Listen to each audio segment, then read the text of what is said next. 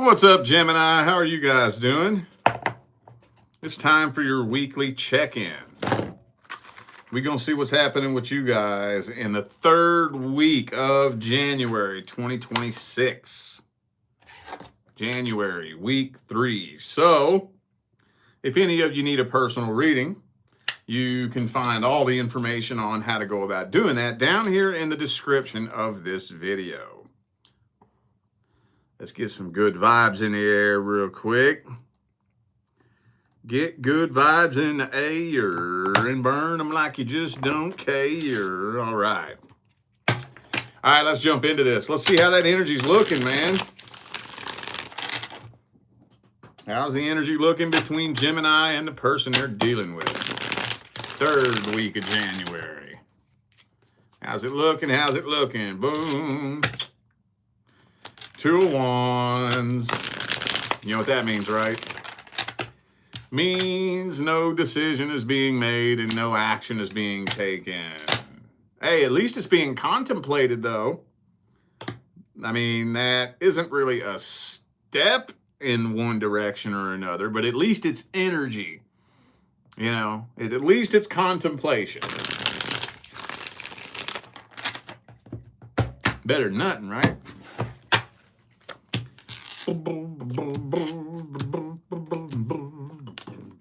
For some reason, this person is very confident that they're going to hear from you. Very confident. Now, there's still a grudge being held. Why are they so confident that they're going to hear from you? You know what I have to ask every time I see this, right? Have y'all done this before? Just saying. Other than that, though, you know, with the 2 of Wands and the 3 of Wands and the Knight of Pentacles reversed and the Ace of Wands reversed, no action. Silence. Silent tension. And what is one of the most common cards to come through this particular reading? 10 of Swords. So maybe you're thinking about throwing in the white towel and just starting over, starting new, starting fresh, and starting a brand new cycle. So, okay. Whatever. Maybe there's a third party in the mix for some of you. I don't know. Let's see how they feel about you and what their truest, deepest feelings, energies, and intentions are looking like.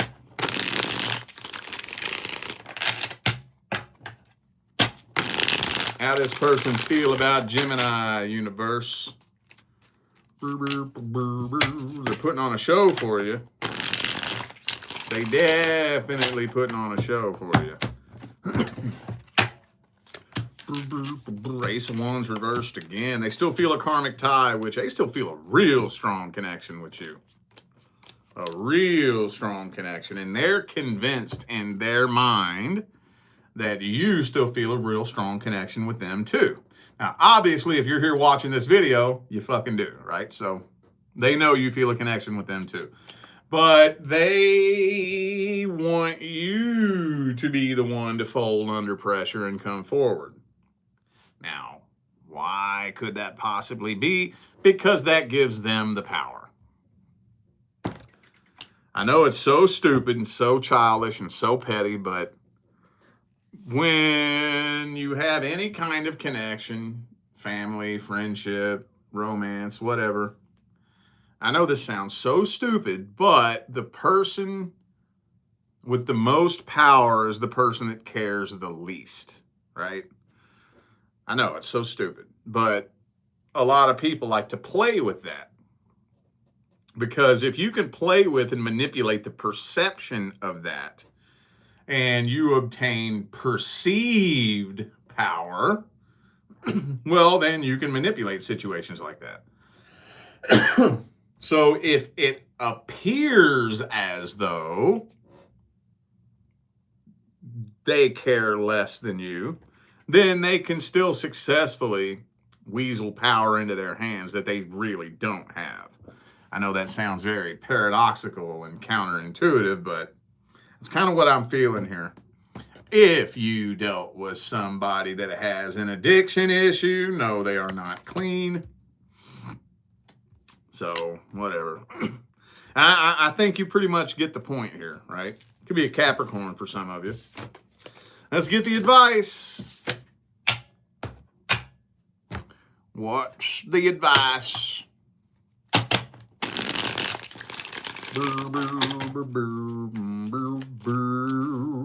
Oh, see, Seven of Swords. You know me. I'm not going to tell you what you should or shouldn't do. Not going to tell you. I will tell you, though, I think there's a good handful of you who have been through this before with this person, right? If you've already been around the block with this person and you do the same thing you did last time, it's going to be the same thing you got last time. It would serve your highest good to break that cycle. That's all I'm going to say. Devil card again. It would serve your highest good to break that cycle. Because if you repeat the cycle, you're just going to repeat the cycle.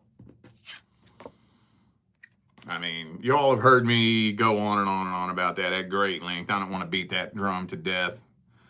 But yeah, I mean, either evolve or repeat. That's all I'm going to say about this. Evolve or repeat. And like I was just telling Taurus, I think. Hey, some of you don't mind repeating a cycle. I've met people before who just straight up don't give a shit. Right? They just don't care. They've been on and off and on and off and on and off and on and off and on and off and on and off for years and years and years. They don't care. They don't give a fuck. They don't care. The only thing that I can think is that they just really genuinely don't believe in their heart that they can do any better. Ain't nothing you can tell them. But for those of you who are wanting a change, any change is going to suck at first. At first. It's going to hurt at first. It's going to be painful at first. But you have two painful paths ahead of you. You have the path of change and the path of staying the same. They both hurt. They both suck. I'll tell you this, though. The path of change, that pain is temporary. But the pain that comes with staying the same is permanent. Again, some people don't care, though, because it's familiar. It's in my comfort zone. So, whatever, man. All right. Let's see. I'm doing something a little bit different this week. I want to see what's going on between Gemini and the new person. I don't think I've done this yet for a weekly check-in. I may have. I don't think so, though. This is for those of you who have just recently connected with somebody new. How are things looking between Gemini and the new person? Ooh, communication looks like it could improve. Honestly, I feel like this person does more sitting around stalking you and watching you than they do actually communicating with you. Could be a fellow air sign for some of you, I guess. Ooh, there's an abnormally strong connection here, though, isn't there? Is that what it is? So you may feel a very intense feeling of soul recognition. What I mean by that is that feeling that you get when you feel like you've met someone before that you've never met. You recognize someone that you've never seen before. I call that soul recognition. Anytime you feel that, I'll tell you what it is. It's either pre-birth memories, past life memories, or both. That's all it is. There's nothing weird about that. There's nothing unusual about that. You know how many times clients tell me, oh, I think I may have had a past life with this person. And I'm like, well, no sheep shit, Sherlock. Of course you had a past life with this person. The majority of the humans on this planet are long-term humans who have been playing this game for a very long time. Long-term humans, for the very most part, like to play the game with one close, tight-knit group of soul family. So the overwhelming majority of people in your life, at least 75% of the people in your life, when it comes to your family, your friends, your enemies, people who have played a very big role in your life, and everything in between. Yeah, you've had many, many, many lifetimes with them before. It's just every now and then, for one reason or another, for some reason, you run into somebody and boom, the memories of planning this lifetime out start to bubble up to the surface. Like, I swear I've seen you before. That's a past life memory, or pre-birth memory, usually. You remember planning this shit out, you know? So, I don't know, though. As far as taking this to the next level, though, I don't really think you're 100% sure whether or not you want to do that.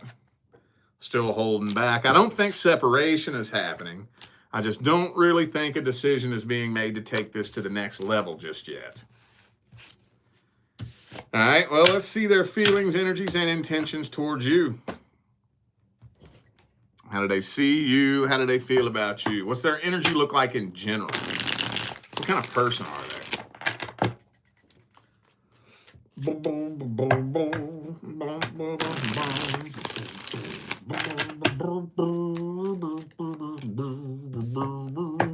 A little bit narrow-minded, honestly. A little bit small-minded, kind of stuck in their ways. They may kind of come across like the type of person that isn't really willing to work for what they want, you know? Like in a relationship, something. And actually, that's not very uncommon. A lot of people get this idea that one day this magical person's going to show up and they're just going to kick their feet back and float on cloud nine for the rest of their life. And that's a crock of horse shit right there. It don't work like that. Even when you do meet your divine life partner, if you think you just going to kick your fucking feet back and float on cloud nine for the rest of your life, you got life fucked up. It don't work like that. Anything worthwhile, whether you start your own business, anything that you do, you're going to have to put in the work day after day, especially if you're building a life partnership with someone. Especially the minute you commit to a life partnership, that is the beginning of the end of you as you know you. You want to lay a solid foundation with somebody? The two of you have just embarked on the biggest transformation process that you've ever been through in your life. And if you do it right, within a few short years, both of you will be unrecognizable versions of yourselves. I don't want to go too far out on a limb with that, but I don't know if this person's really ready to settle down, dude. I'm not going to lie. I don't know. I don't think so. I think they still have some past energy with them. Of course, that's fucking 90% of people out there. And I don't really like this either. Don't really like this. For some of you, maybe this person might have a little bit of an addiction issue, maybe a little drinking problem, a little smoky smoke problem, something like that, gambling problem, whatever. And this energy, I mean, I've seen worse. I've seen much, much worse. But hopefully this energy can shift, because if that energy doesn't shift, then the two of you won't be able to lay a very solid foundation with that energy. Let's get the advice. What's the advice for Gemini? What is the advice for Gemini? Well, what I would do if I was you, and this is tricky, you know. Well, I mean, I'll tell you this much. If I had to make a list of the top 5 most important key elements that go into sustaining a successful life partnership, one thing on that list would be the willingness to have those uncomfortable conversations. And it's uncomfortable, it sucks, it's not fun, but it has to be done. You know, so at some point, we gonna have to bring our concerns to the table. So this is, and matter of fact, doing this will tell you a lot about anybody, not just a romantic love interest, a friend, a business partner, anybody. Bring a concern to the table and see how they respond to that. Just let your concerns be known like a calm, cool, respectable adult. Okay, that part is very important. If you have a concern, you still have a responsibility how you deliver that message. You see a lot of this mess in the dating world where people think that just because they have a legitimate concern means they can bring it to the table like a bitchy, nasty, shitty, aggressive fucking asshole and then blame the other person for defending themselves, calling them defensive. No, it don't work like that. Just because your feelings are valid doesn't mean you get to be a fucking bitch about it, right? A dog would bite you if you talk to it like the way you're talking to that person, you know? When you have a concern, bring it to the table like a calm, cool, respectable adult, and then see how they respond to it. We're not looking for perfection. I'm not saying they're supposed to snap their fingers and turn into the perfect person overnight. That's not what I'm saying. But we're looking for effort. We're looking for an attempt at alleviating your concerns. Are they even going to try to make you feel better at all? Like, what's the bare minimum? Like, if you bring a concern to me, bare minimum, I'm going to at least explain myself to you, right? Minimum. Well, I'm sorry you feel that way, but you're taking it the wrong way. Let me explain myself to you. Here's my real intentions, and I'm going to break down my thought process.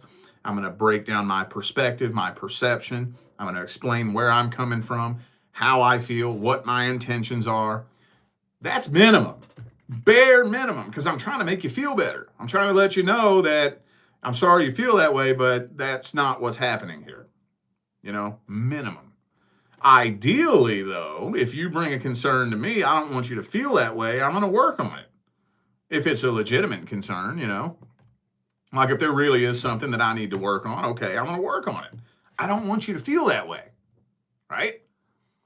But if I just completely fucking ignore you, let it go in one ear and out the other, and especially if I try to make you feel stupid for it, make fun of you, shame you for it, make you feel like an idiot, that means I don't give a shit how you feel. I don't care. Oh, you don't like this about me? Well, you can kiss my ass then. There's the door. That's what that means. So when you bring a concern to the table, see if they even try to make you feel better. It's not their job to create your happiness for you. That's not the point. The point is we're testing to see if they care how you feel. That's what we're looking for. So I would start maybe bringing some concerns to the table. You know, like communication, for example, that's one of the most common ones, right? Like, there's some people who are just such horrible communicators. Like, we're talking for days, and then all of a sudden, poof, you just stop responding all fucking day. And then you text me back later that night, oh, yeah, well, I was at work. I'm not allowed to have my phone on the floor. You couldn't fucking tell me that? You couldn't fucking tell me that. You couldn't tell me, hey, by the way, I got called into work today. I'm not allowed to have my phone on the floor at all, so I'm not going to be able to respond to you. You couldn't be a mature fucking adult and tell me that, you know? Like, if you have some concerns like that, bring it to the table. Hey, you know, sometimes it kind of bothers me a little bit that you don't communicate very well. Like, the next time you have something going on, it would make me feel better if you would communicate it a little bit better. You know, just because I'm sitting here wondering, like, hey, what the hell's going on? Did I do something wrong? Did you ghost me? You know, bring it to the table like a calm, cool, respectable adult and see if they at least try to make you feel better. At least try. So All right, y'all. Well, I feel like those were the messages that my Gemini family needed to hear. So I'm going to go ahead and end this video here. Thanks again for tuning in and playing along. Don't forget, information for personal readings is all down here in the description. All right. I'm out of here now, y'all. I will see you sometime between now and the rest of all eternity. Stay blessed.